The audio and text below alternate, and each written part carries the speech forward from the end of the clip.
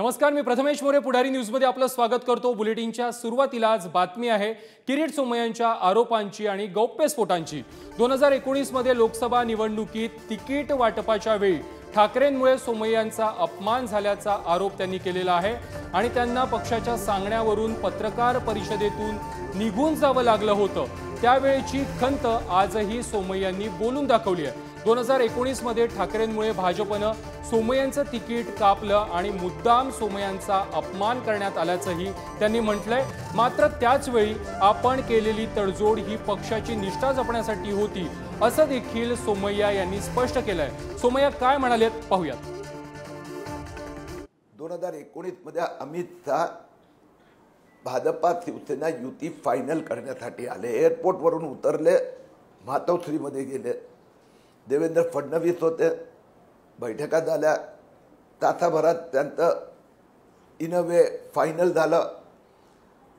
7 वाजता वरळीचा कोण C blue की कुठल्या हॉलमध्ये पत्रकार परिषद घोषित झाली।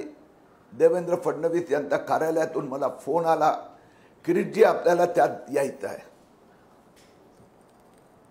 मी त्यांच्या पीएला सांगितलं की अरे भाऊ, तुम्ही त्यांचा सेक्रेटरीचं नाव घेतो मी, की अरे दादा देवेंद्र सांग की मी तिथे आलो तर ते उद्धव ठाकरेंना नाही चालणार, मी उद्धव ठाकरेंना ओळखतोय आणि ते येणार नाही, मग ते सांगणार किरीटला हाकला नंतरच येणार।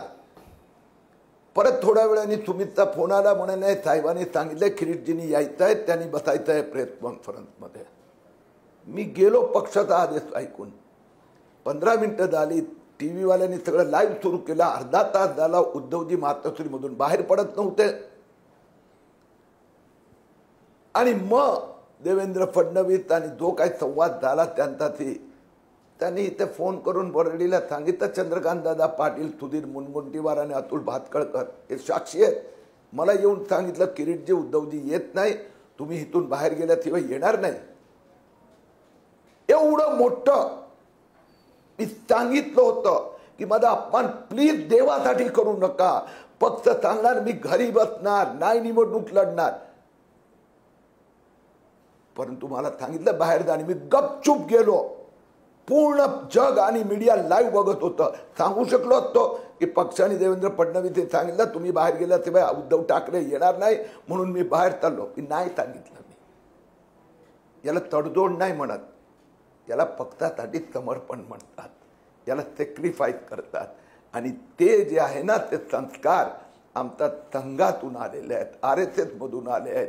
आमच्यात अटल बिहारी वाजपेयी, अडवाणीजी आणि नरेंद्र मोदीची शिस्त आहे। मी असो, माझी पत्नी प्रोफेसर डॉक्टर मेधा सोमय्या असो किंवा माझा मुलगा नील सोमय्या असो, एक शब्द आम्ही बोललो नाही। पक्षासाठी, देशासाठी सब कुछ। किरीटजी, किरीट सोमय्यांच्या याच आरोपांवरती बोलण्यासाठी ठाकरेंच्या शिवसेनेचे नेते, उपनेते शरद कोळी आपल्या सोबत आहेत। शरद कोळीजी, पुढारी न्यूजमध्ये आपलं स्वागत। किरीट सोमय्या यांनी आरोप केलेले आहेत की 2019 मध्ये उद्धव ठाकरे यांच्या सांगण्यावरून किंवा उद्धव ठाकरे यांच्या रणनीतीमुळेच भाजपनं माझं तिकीट कापलं, माझा अपमान देखील केला। काय प्रतिक्रिया तुमची? मुळामध्ये या नागव्या किरीट सोमय्याला सांगायचं आहे की अरे बाबा, तुझ्यासारख्या खरपूस चिल्लर माणसाचं तिकीट कापून उद्धव साहेबांना काय मिळणार आहे? अरे उद्धव साहेब नीच भावनेचे, नीच वर्तीचे तुमच्यासारखे नाहीत। उद्धव साहेब कधीही असल्या खालच्या थराला जाणार नाहीत। आणि मुळामध्ये या भांगड्या भाजपाच्या किरीट सोमय्या याला ही करायला बसलेलं कुत्रा देखील खात नाही, विचारत नाही, उठत नाही। त्याच्यामुळे या माणसाने स्वतःचं मार्केट, मातीत गेलेलं मार्केट मिळवण्यासाठी उद्धव साहेबांवर टीका करण्याचा प्रयत्न करत आहेत।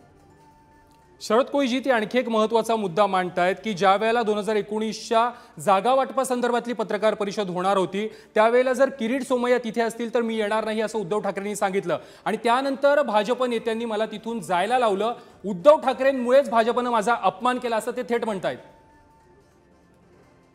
अहो, मुळामध्ये भाजप या माणसाला किंमतच देत नाही। आजपर्यंत भाजप या किरीट सोमय्याचा वापर करून घेत आहे। किरीट सोमय्या भाजपसाठी पालापाचोळा आहे। कधीही जसं भाजीमधला कढीपत्ता वापर झाल्यानंतर भाजीतून काढून फेकला जातो, तसं भाजप या किरीट सोमय्याला काही दिवसांनी लाच घालून भाजपमधून हाकलून देणार आहे। नक्कीच शरद कोळीजी, 2024च्या लोकसभा निवडणुका तोंडावर आहेत आणि त्याआधीच किरीट सोमय्यांनी हे वक्तव्य केलेलं आहे। एका बाजूला मुलुंड किंवा त्या लोकसभा मतदारसंघामध्ये किरीट सोमय्या यांना तिकीट मिळवण्याची काही अपेक्षा आहे का आणि त्याच दृष्टीनं ही वक्तव्य केली जात आहेत का?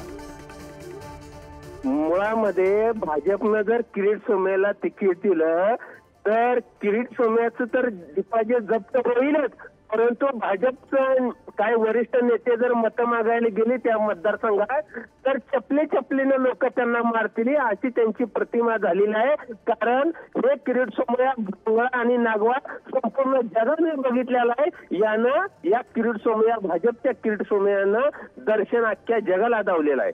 नक्कीच, पण या मुद्द्यावरती मागील 4.5 वर्ष किरीट सोमय्या बोलले नाहीत आणि नेमक्या लोकसभेच्या निवडणुका तोंडावर असतानाच किरीट सोमय्या हे वक्तव्य का करतायत, असा गौप्यस्फोट का करतायत, तुम्हाला काय वाटतंय? किरीट सोमय्या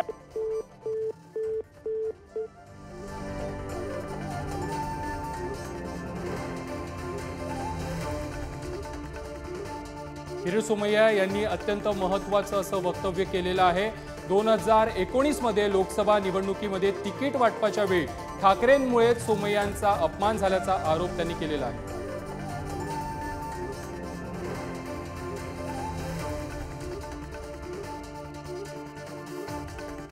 तर सोमय्यांच्या या खळबळजनक दाव्यावरती सत्तेतले नेते संजय शिरसाट आणि भरत गोगावले यांनी काय प्रतिक्रिया दिली आहे पाहूयात। किरीट सोमय्या एका पुढारीच्या कार्यक्रमात आले होते, त्यावेळेस मोठ्या लक्ष्यामुळे भाजपची भ्रष्टाचाराचे आरोप असलेल्यांशी तडजोड होते। राजकारण्यांनी पक्षात येतात, मित्र पक्ष बनवतात, तेव्हा छोट्या तडजोडींची सोमय्यांनी कबुली दिलेली आहे। ती तक्रार मागे घेत नाही, पण पक्षाच्या रणनीतीमुळे तडजोड करावी लागते असं त्यांचं मत आहे। भाजपमुळे घोटाळेबाजाविरोधात सोमय्यांना गप्प राहावं लागतं असंच त्यांनी दिलेल्या मुलाखतीत म्हटलेलं आहे। सोमय्याची काल मुलाखत मी सुद्धा पाहिलेली आहे, परंतु सोमय्याने बोलताना त्यांचा रोख सर्वचा त्यांच्या पक्षाच्या नेत्यांकडे काही नेत्यांकडे होता। त्यावर आता त्या नेत्यांनी त्याचं उत्तर द्यायचं आहे। त्या उत्तर द्यायला आम्ही बांधील नाहीत।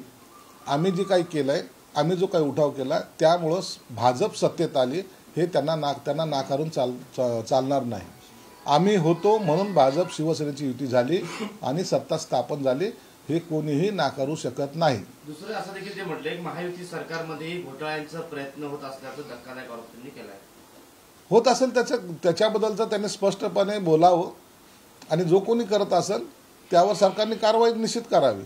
हे सरकार घोटाळे करण्यासाठी नाही, हे सरकार लोकांच्या कामासाठी आहे आणि त्यांचे काम हे जनतेपर्यंत पोहोचले पाहिजे, हेच प्रयत्न सरकारने केला पाहिजे। आणि जो कोणी असं जर घोटाळे करत असेल, त्यांच्या जर लक्षात येत असेल, त्यांनी त्या पक्षाच्या नेत्यांकडे किंवा मुख्यमंत्र्यांकडे तक्रार करावी, गंभीरपणे त्याची दखल घेतली जाईल। संघात जाणार तर किरीट सोमय्या यांनी पुढारीच्या एका ओपन फोरम कार्यक्रमामध्ये अनेक असे गौप्यस्फोट केलेत, अनेक आरोप देखील केलेले आहेत। त्यामध्ये एक महत्त्वाचं म्हणजे अनेक आमदार खासदार आपल्या आता रडारवर आहेत असं देखील त्यांनी म्हटलेलं आहे। त्यांच्या रडारवर जे असतील ते असतील। आम्ही जर काही चूक नसेल केलं तर आम्ही घाबरायचं का? जे चूक करतील केले असेल ते घाबरतील। आमचं काम आहे हे गोरगरीब जनतेची सेवा करण्याचं काम आहे।